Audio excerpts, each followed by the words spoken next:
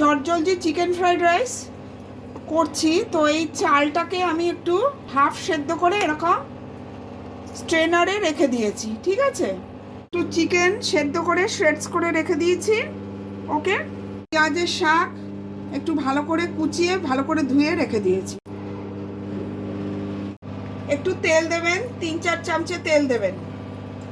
তেলটা গরম হতে হতে আস্তে আস্তে আমরা করব আর একটু পেঁয়াজের শাক দিয়ে দেবো।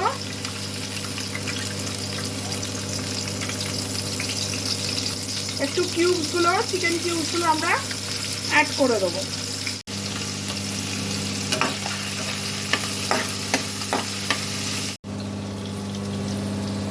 একটু স্বাদ মতো নুন দিয়ে দেবেন।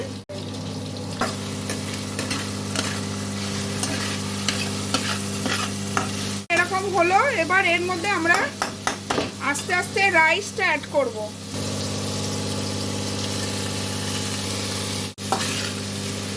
এবার যখন রাইসটা অ্যাড করব তখন এই যে শাকগুলো ওপর দিয়ে ভালো করে দিয়ে দেবো।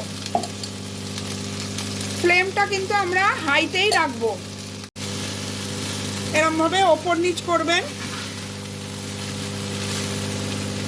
আস্তে আস্তে একটু ভাজবেন হাই গ্যাসে কিন্তু। হ্যাঁ, এবার এরকম ছোট ছোট মাখনের কিউব একটা বা দুটো দিয়ে দেবেন, আস্তে আস্তে গলবে।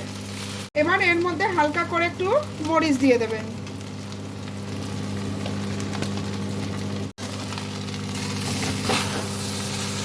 এবার সয়া সস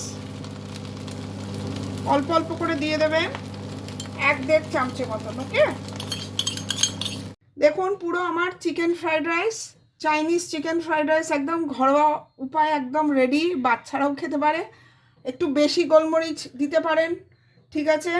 চিকেনগুলো সুন্দরভাবে ব্লেন্ড হয়ে গেছে আর রাইসটাও খুব ঝরঝরে হয়ে গেছে। দেখুন কত ঝরঝরে।